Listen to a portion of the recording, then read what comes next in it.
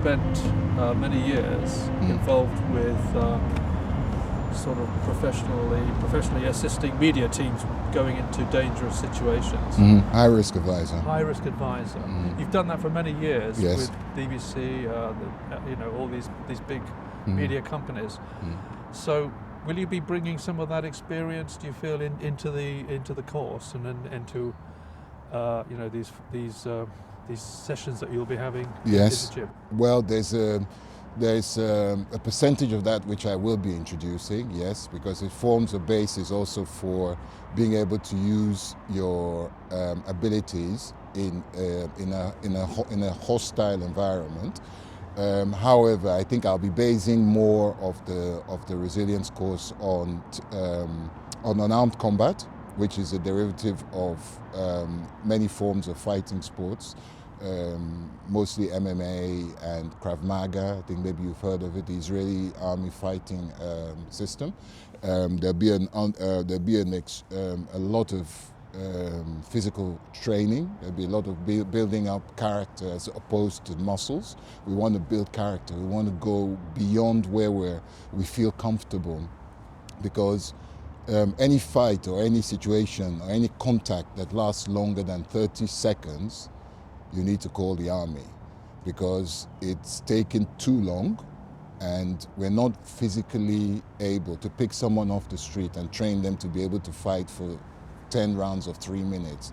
It takes a different sort of fitness from what I am trying to promote. I'm not trying to train people to be ninjas. That's not the basis of this exercise. What we're trying to do is to enlighten the ladies as to what is important.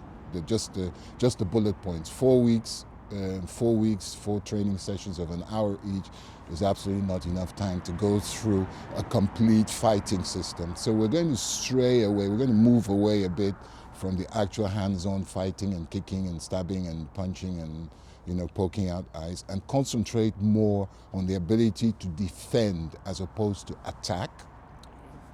Because it's very important to understand as well that you can't just go around punching people in the face.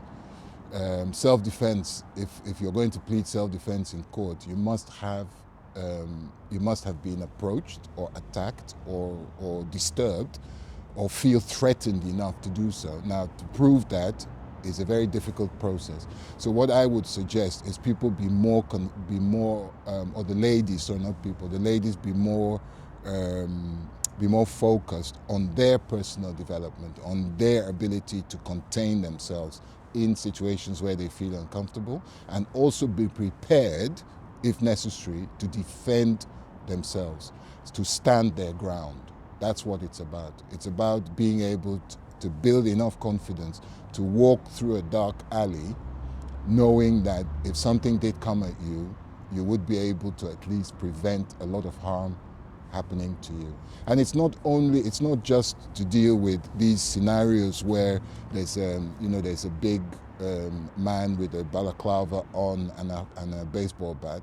It's also about simple things like situations in the office, unpleasant situations where a bully, or at school, or in colleges, or in the home. Because let's not forget, a lot of things are very sensitive when it comes to domestic violence at the moment.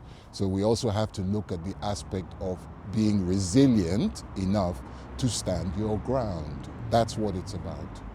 What would you recommend people are wearing? I mean, I did put it on the parish group. Loose-fitting sport clothes, gym plimsolls or trainers, whatever you feel comfortable in. But also be aware that there will be physical activity involved, which will mean that you're going to.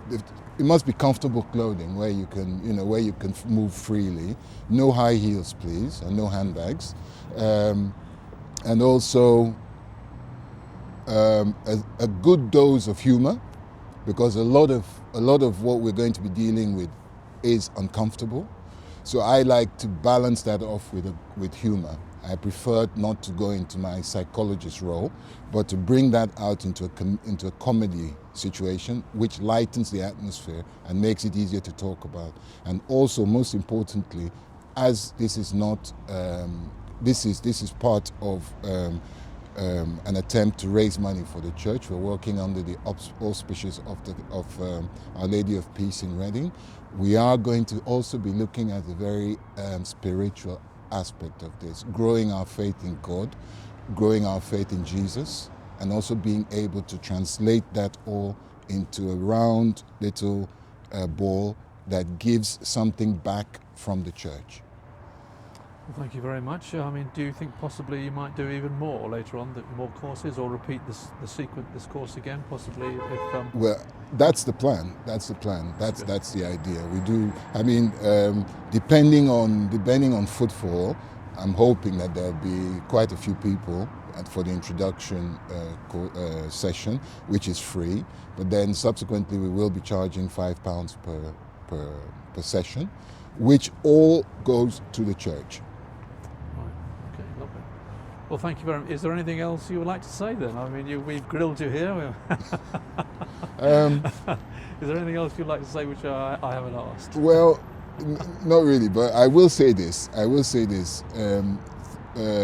Through a lot of experience, actually having boxed professionally, amateur, but pretty high level, being in contact sports most of my adult life, and also being very keen and avid follower of Aikido, what I would suggest is it's not about how fit you are, it's not about how strong you are, it's not about how many push-ups you can do. What is important is spirit. It's the spirit to survive, very important, and the spirit also to learn. I'd like people to want to learn, because if you're in a room with a lot of people who are just, all inclined, I know it all, I've seen it all, it makes it very difficult to bring across new ideas. And a lot of these ideas, or one or two of these ideas, might save a life one day. So I take it very seriously, but at the same time, coupled with that, I like to keep it light and funny. Yes. Okay, Dieye, thank you very much indeed for sharing this time. You're most welcome.